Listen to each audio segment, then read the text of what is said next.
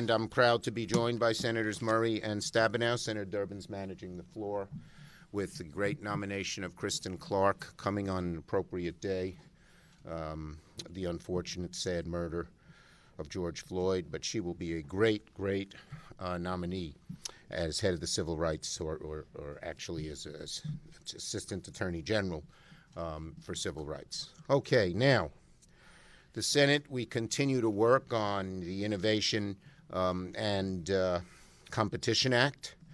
And this legislation, as you know, will lay the foundation for the next century of American economic leadership. It's really vital to the future of our country. It'll allow the United States to outcompete countries like China. It'll create millions of good-paying American jobs. It will help improve our country's economic and national security. And we're finally taking action to correct the decades-old underfunding in science and technology. And that has imperiled America's global economic leadership. The bill is the product of at least half a dozen Senate committees working for months, all in a bipartisan way. Literally dozens of bipartisan amendments were added to the bill before it ever reached the floor. That means every single member of the Senate has had input into this legislation. Every single member of the Senate, Democrat and Republican, just about everybody. Now, the two pieces of legislation that form the core of the bill, to show you how bipartisan it is, one passed out of committee 22-4, the Commerce Committee, and the other major piece passed out of the Foreign Relations Committee 21-1. And that's why it passed on a cloture vote 86-11. Today, we're adding more amendments on the bill. We've offered 5 amendments, 4 Republican, 1 Democrat, to go forward just an hour ago. Also, the Senate will soon consider bipartisan legislation passed by the House to create an independent commission to investigate and report on the January 6th attack on the Capitol. I've already taken steps to make that legislation available for consideration on the Senate floor, and I'll bring the bill forward for a vote very soon. The formation of a commission is more important now than ever. Since January 6, Donald Trump and all too many Republicans have tried to spread the big lie, to say that the election was stolen, to say that the attack on the Capitol on January 6 was merely peaceful protests that got out of hand. We all know what it was. It was an attack on our democracy. And this commission is needed to get the truth of how it happened. It's also needed to get the truth as to the big lie, which can damage our democracy so much. So I'm sorry that it may be bad politics for the Republicans in their midterm campaigns. The Democratic-led Congress is not going to just sweep January 6 under the rug. The truth will come out, and we will make sure of that. Senator Murray.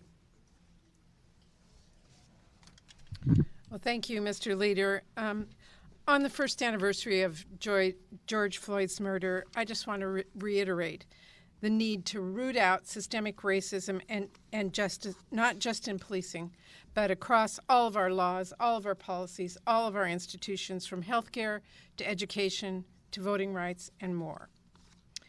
Now, I know members of the HELP Committee, Democrat and Republican, have been working very hard on different parts of the U.S. Innovation and Competition Act. As a result, among other policies in the bill, it includes new steps to protect federal research from undue foreign influence and further develops the science and technology workforce in the United States. And I'm glad we've at least seen some bipartisan support for confronting the challenge of ensuring our country can attract and keep good jobs and remain competitive. But when it comes to another fundamental challenge that we face, ensuring accountability for the January 6th insurrection, Republican leaders are shrugging and choosing to act like there's nothing they can do from their seats. Some Republicans here in the Senate are saying in so many words, this wasn't a really big deal. Well, I wish they were right, but we were all here. And we all know downplaying the seriousness of the insurrection we witness ourselves is just plain denial. Despite what Republican leaders are claiming, this commission would serve a unique and desperately needed purpose There is no other independent entity with subpoena power focused exclusively on gathering every last fact about January 6th and issuing recommendations to the President and Congress about how to prevent anything like this from ever happening again. This isn't about, as one Republican leader suggested, whether or not they'll be able to, quote, draw a contrast in the midterms. It is a way to show the country that regardless of party, elected representatives in the United States of America will not accept brute force winning out over people's voices and votes. Not now, not ever. This is something that every elected official should be able to support if they believe in democracy where people use their votes and their voices to stand up for what they believe in, and if they believe in accountability and in truth. And if Republican leaders once again put former President Trump and his big lie ahead of our country, as it unfortunately appears they might, then I urge the rest of our Senate Republican colleagues, those who did not encourage the insurrection themselves, to remember how horrified you felt when a violent mob attacked the American Capitol, and vote like it when we bring the January 6th Commission bill to the floor. Your party leaders may not be on your side, but history will be. Thank you. Thank you very much. First, on this day, as we're remembering the murder of George Floyd, I want to thank President Biden for once again reaching out and doing what a president of the United States should be doing, and speaking with the family and with friends and recommitting his own actions as well as our belief that we need police reform in this country. And so I want to thank him for that. I want to first speak about the competitiveness bill on the floor and do it through the lens of Michigan and manufacturing, because this is a big part of our future when we look at where we're going to go as a country, how we're going to compete, and we really have a big choice in front of us. We can invest in making things in America and build an economy that works for everybody, or we can allow other countries to outpace us on technology and remain dependent on critical parts made overseas. That's not just in theory. That's actually happening right now. In Michigan, we know that we don't have an economy unless we make things and grow things. I think that's true for our country. And that is unfortunately something, well, we've been talking about it. Other countries have been taking actions. And we know that in electric vehicles alone that China has put forward more than $100 billion right now. They have hundreds of companies making electric vehicles. And frankly, you can no longer build a competitive auto industry without electric vehicles, and you can't build EVs without a whole lot of parts that could be made here but aren't right now.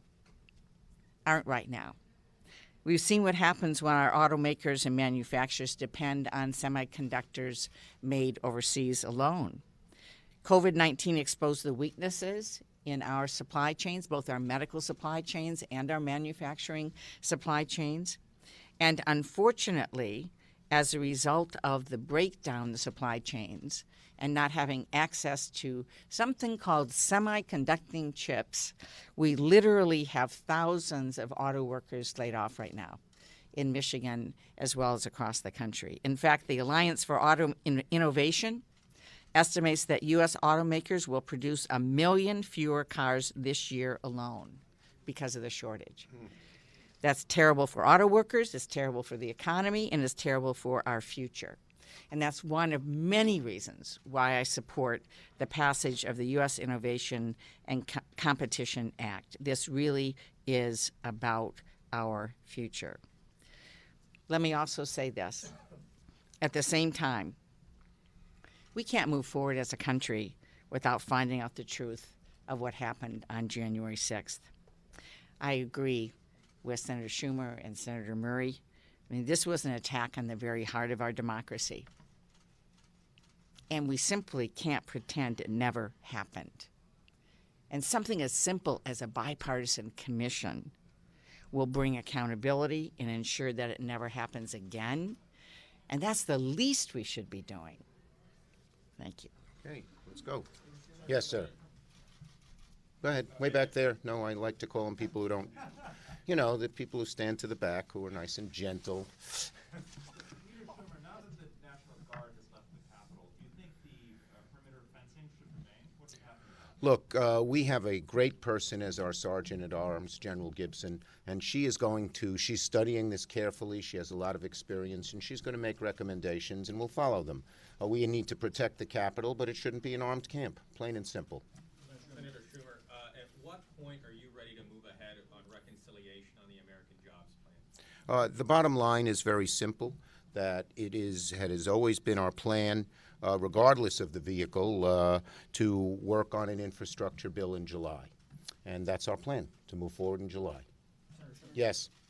Senator Schumer, you proposed a couple of months ago to talk about encompassing marijuana bill. What's the timetable? Senators Booker and Wyden and I are working to introduce legislation, and you should see it fairly soon. Senator Schumer, thank you. You said you're going to move ahead with the 1-6 commission bill. Yes. You talked about other bills that you're trying to tee up here in the next couple of weeks too, basically putting Republicans on notice. Isn't some of your audience, though, Democrats, though, to say, look, they are filibustering these bills and we need maybe to address the filibuster? Well, look, we always hope that our Republican friends will work with us on things, whether it be getting America moving again in terms of Build Back Better, whether it be on January 6th, whether it be on even we'd hope we'd get some support for such a fine person as Kristen Clark. So we hope to move forward with Republicans, but we're not going to let them saying no stand in our way. Senator Schumer, are you saying the infrastructure bill needs to pass out of the Senate by July? We- Is that your timeline? Our goal is to deal with a big, bold plan in July. Leader Schumer, on competitiveness, Republicans say they don't want to support cloture unless there's a vote on the Crapo Amendment, GSP, miscellaneous tariffs. Why don't you want that in the bill? Do you think you can get this finished by this week? And what about the Sanders Amendment? Okay. First, we will finish it this week, and we've been so bipartisan. I haven't seen anything like it in all the years that McConnell was leader, where we have been so open to the process. Today, we just offered them 4 more Republican amendments. There are certain people who want to pass amendments that are totally unrelated to the bill, and you can't just do that. But we are moving forward in the most bipartisan way that I can, and I'm confident we're going to pass the bill this week. In terms of Sanders' amendment, I think warrants are a good idea, and that's something he talked about at our meeting, and we're going to see what we can do in terms of warrants, either in this bill or as we move forward. We're going to check that out. Last one. How open to changes are you on the January 6th commission bill? Look, the January 6th commission bill has been as bipartisan as it comes again. Speaker Pelosi consulted with Leader McCarthy. Oh, for the days. With Leader McCarthy, and agreed to just about every change she wanted. She was consulting me. I thought almost she went very far. No subpoena power in the hands of one party. Where we have the House, Senate, and President, and it's even as opposed to 4-3.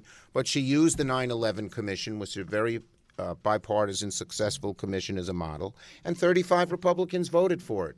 I'm glad to see that a couple of Republicans here in the Senate have said they would vote for it. I think Romney and Murkowski have said that already. And so I think that we should vote for it. Obviously, we'll look at any proposal, but it can't just undo the commission. One of the proposals I heard have a separate Republican staff. You can't have a commission with 2 warring staffs. I've never seen that happen. Thanks, everybody. Thank you.